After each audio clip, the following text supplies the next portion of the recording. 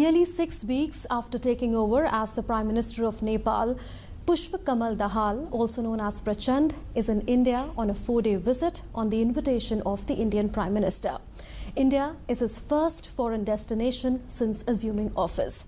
Today we will speak to him on how he plans to steer ahead the India-Nepal relationship. Mr. Prime Minister, welcome to DD News. Thank you. Thank you very much.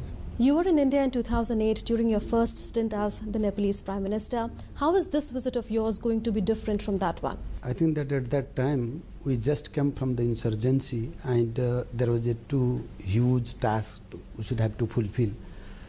Because our constitution making process and peace process were quite interrelated in unique way, we should have to fulfill these two tasks, and we are having a very limited experience of all this transformation, particularly to transform the party of insurgency into a party of democratic competitive politics, and to fulfill the task of completing this peace process and drafting a new constitution through Constituent Assembly is a tremendous political task we should have to face.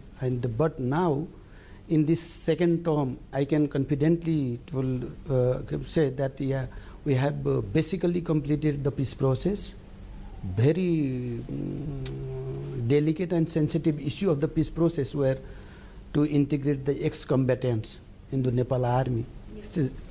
Really delicate jobs. We have accomplished these jobs, and at the same time we should have to draft the constitution, declare the constitution through Constituent Assembly. It was also a very challenging job, and both of these has basically we accomplished.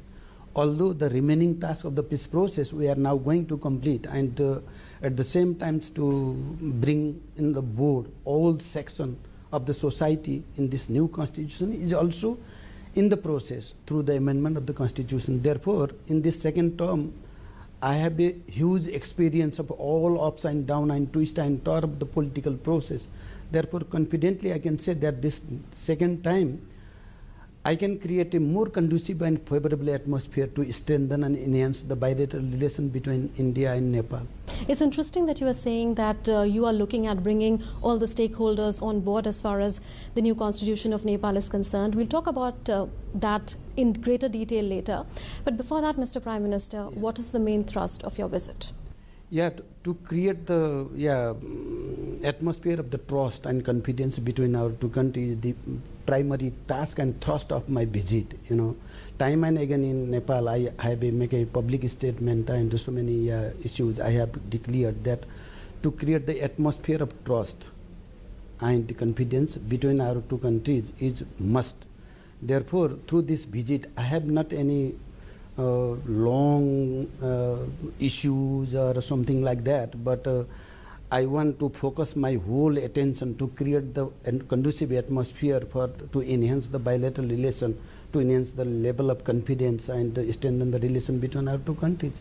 Therefore, primary task is to create that atmosphere and to create the atmosphere of confidence between two countries and two leadership. Is that the reason why you chose India as your first foreign destination after assuming office? Exactly, because always our policy is that we give the priority to the neighboring country, and I think that even India and other countries are also trying to create the atmosphere. The first neighborhood will be the first, and neighborhood first policy. Yeah, a neighborhood is the first, and as our history, our culture, our geography, everything dictates us that I should have to choose to have a first visit here in India. That does not mean that I do not give priority to other neighbors or other countries. Mm-hmm. We are having our unique relation with all the countries, but we cannot compare with each other. But history has already dictated us to have this visit first. Mr. Prime Minister, how will you take forward this relationship between India and Nepal in its own right without being affected by extraneous influences? I think that because we are very close, and our history and our culture, our geography has created such closeness.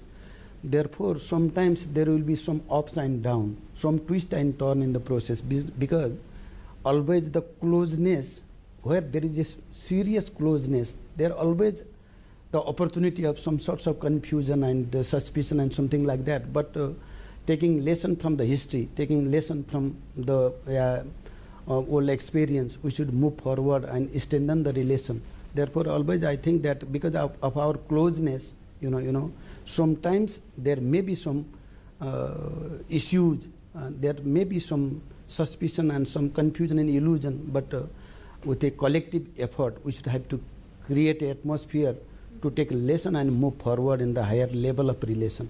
Can we then expect a positive change all in all in this relationship between India and Nepal, because we share historically very close relationship? I don't think that we should have to imagine. We should have to do it. Yeah, it is quite necessary. There is not any other option than to move forward. So we are definitely moving forward from the difficulties of the recent past. There is no other option but move forward with clear vision and mind. We should move forward in that direction. Does that mean that you are ready to chart out a fresh trajectory from what we have seen in the past? I think that both of our countries are trying to create the atmosphere of the whole review of the history, whole gamut of the history we should have to review. Therefore, last time we have already organized a eminent personality group to review the history and to have a suggestion to the government that already reflects our desire to review the history and to move forward to strengthen our relation, our close and comprehensive relation to the higher level. You had referred to the fact that the government of Nepal is trying to bring all stakeholders on board as far as its new constitution is concerned. Interestingly, it's completing a year since it was promulgated. On this occasion, what would you want to say to those stakeholders who are not on the same page currently? First of all, I want to make it clear that the declaring the constitution through Constituent Assembly, there was a long history of struggle of the Nepalese people. And after the comprehensive peace agreement, there was so many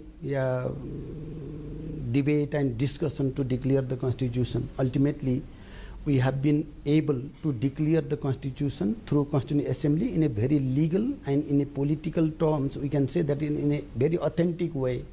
In a constitutional terms, nobody can raise any questions about the authenticity of declaring the constitution through Constituent Assembly. And we also know that always there is a room to amend the constitution. No constitution in any country will be 100% perfect. There is always a room to have an amendment. We have already 2 amendments have already been organized.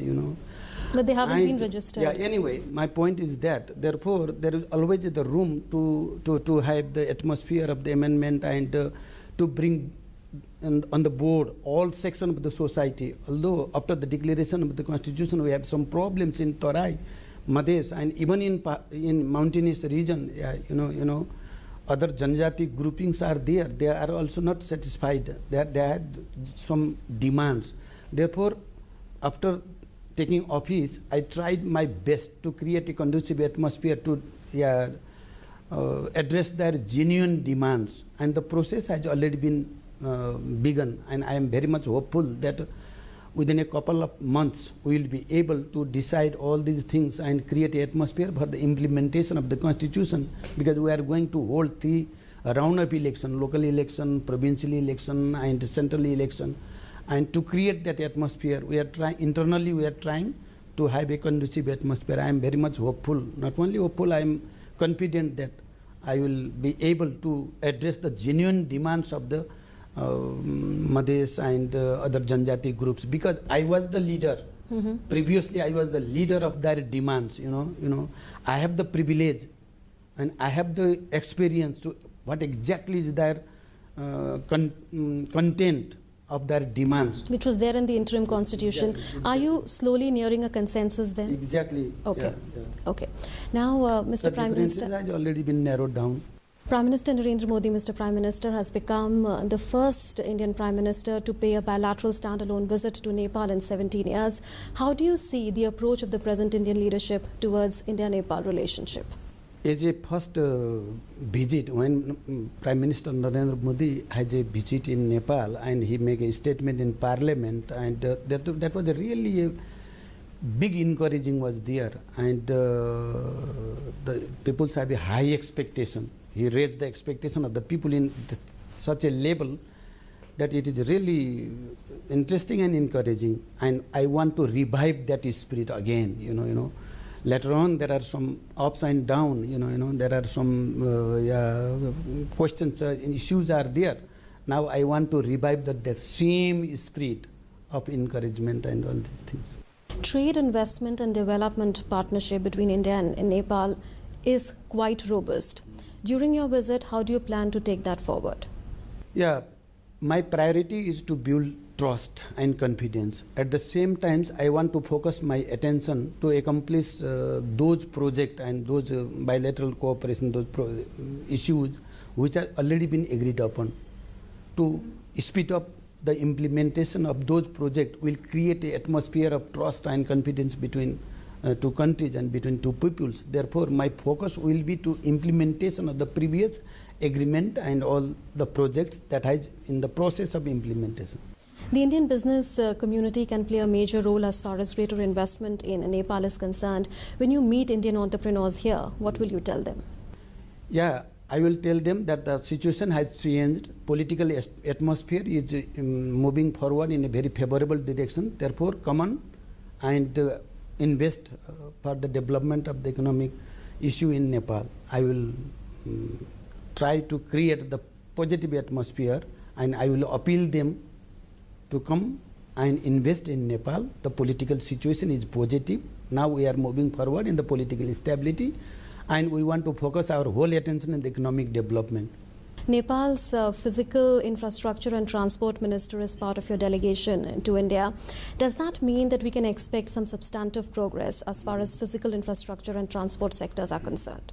Yeah, particularly we want to focus our attention, as I already mentioned, the previous agreement and all these things. The postal road is there, we should have to accomplish it, and I am very much hopeful, and I am really encouraged that we are going to have some sorts of new understanding to accomplish this task. At the same time, cross-border connectivity of the railway tracks also will be discussed, and it will create a very positive atmosphere. And at the same time, we are also trying to create the atmosphere of the taking this east-west railway track, and the survey should be accomplished in a stipulated time frame. Floods in Bihar have become an annual phenomenon. How can both countries, India and Nepal, work closely to tackle that issue? Yeah, we should have to come together, and collectively we should have to create that atmosphere, and because both countries are very much influenced by this problem. Right now, I have discussed with the Nitish Kumar, the Chief Minister of Bihar, about the flood problem. At the same time, there is a problem of flood in the border area due to some dams and high dams or something like that. This should be resolved with the collective effort of both the countries. Reports suggest time and again, Mr. Prime Minister, that Pakistan's intelligence agency ISI has been using Nepalese territory for anti-India activities like circulation of fake currency, radicalization of madrasas, etc.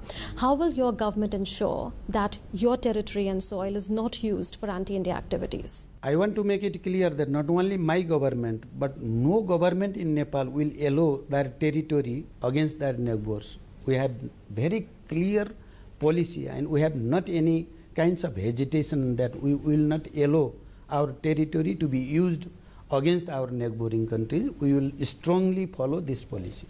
Nepal hosted the SAARC summit in 2014. Prime Minister Narendra Modi attended it. This year it is the turn of Pakistan to host the SAARC summit. Earlier we saw an attempt by Pakistan to raise a red flag as far as a SAARC regional connectivity project is concerned. Should SAARC countries set aside their political considerations for a more integrated, connected and developed South Asia? It is quite necessary that this regional, our organization should be strengthened, but unfortunately in comparison with other regional institution, our SAARC is very slow in their progress. Therefore, we should have to create the atmosphere, and the SAARC level connectivity, trade and comprehensive development, every issues should be settled, and we should have to enhance him, because in this world of globalization, this regional cooperation should be enhanced. The connectivity, trade, and other issues should be settled collectively.